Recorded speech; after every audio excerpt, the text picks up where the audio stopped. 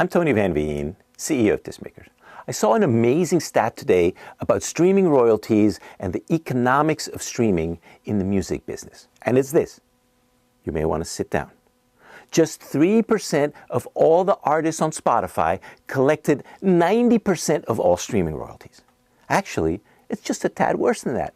Just under 3% of all artists collect just over 90% of all streaming royalties. And I'm sure this applies not just to Spotify. The same pattern holds true for Apple, Amazon, Tidal, Deezer, YouTube, and the dozens of smaller streaming services out there.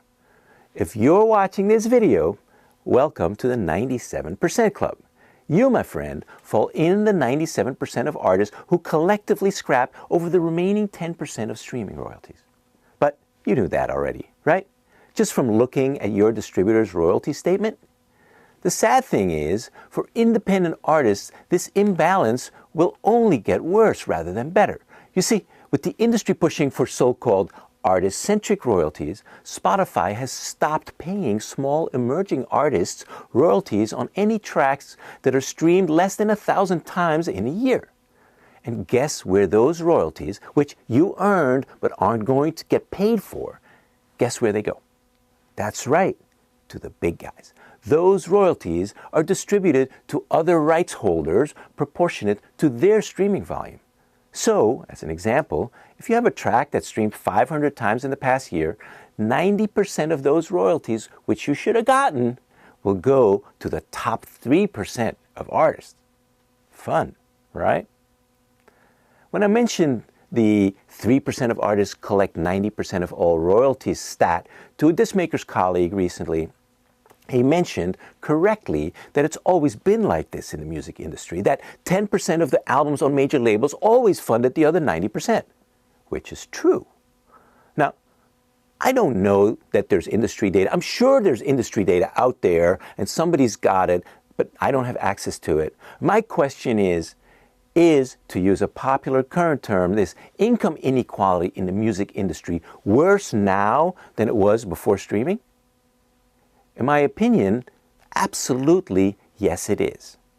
And it's driven by the revenue model the industry currently has versus what it had before streaming. You remember that back in the day when we all were buying vinyl and CDs and downloads to listen to our music, we paid once and listened to the record as often as we wanted. Call it a pay once, listen unlimited model. And yes, big artists like Metallica and Madonna sold massive amounts of records and CDs and downloads back in the day, making them and their label lots of money. But once a fan owned that record, they could listen to it 5 times or 100 times. It made no financial difference to the label or the artist. The streaming revenue model today is very different.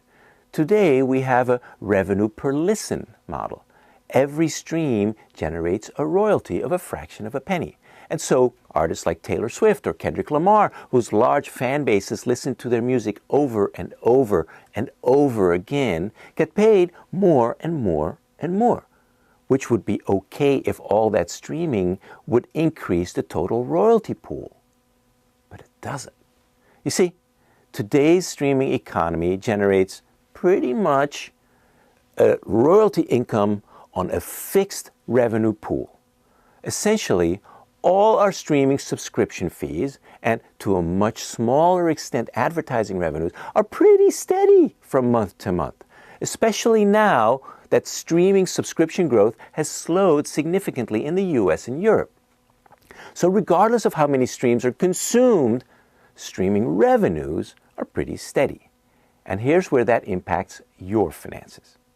Before streaming, if Adele sold 1 million CDs or 3 million or 5 million, it didn't matter to you. It took no money out of your pocket.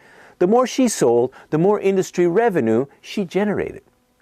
But with streaming, when a major act like Billie Eilish or Bad Bunny drops new music, those hundreds of millions of streams will generate royalties, and this is the key issue here, from a fixed revenue pool from subscriptions.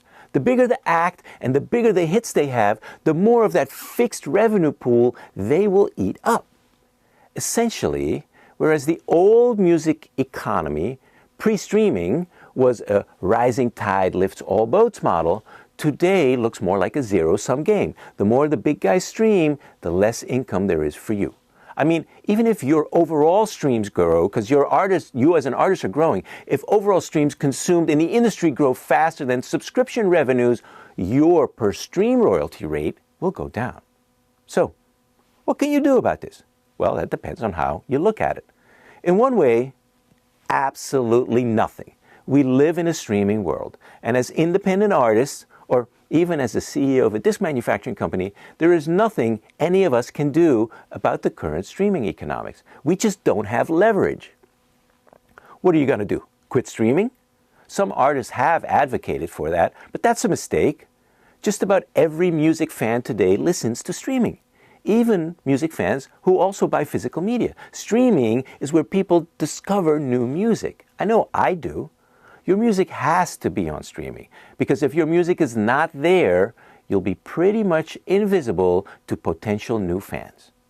But there are actually some things that you can do about the current state of affairs, and it all revolves around controlling your own destiny, taking those lemons and turning them into lemonade.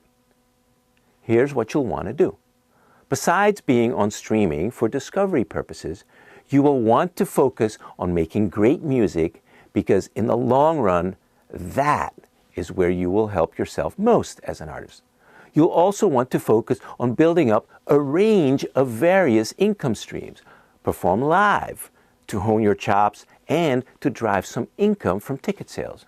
Initially, your concert revenue probably won't be much. Heck, it may be zero. But over time, as you get better and better known, that income will grow and eventually can become quite significant. You will want to release physical product, records, CDs, t-shirts to sell at those concerts. You want to make sure you have your own website where your fans can learn more about you, find links to your socials and YouTube, and buy your records, or at least have a Bandcamp page to sell your product online. There's so many things you can do and you should do. You want to capture email addresses for your mailing list on your website. Believe it or not, even today with social media, email is still the best revenue driver out there. Of course, you want to put your music and video on socials, including TikTok, and engage with fans. Like or comment on some of their comments. All of these things will let you take control of the things that you can control, instead of worrying about the things you can't, like how little streaming pays. They will help you get better and do better. And that, my friend, will benefit you in the long run. So that's it for today. If you found this worth watching, hit the subscribe button below. I drop a video just about every week. And if you have thoughts on what I just discussed, drop a comment. I read them all and respond to many. I'll see you next time.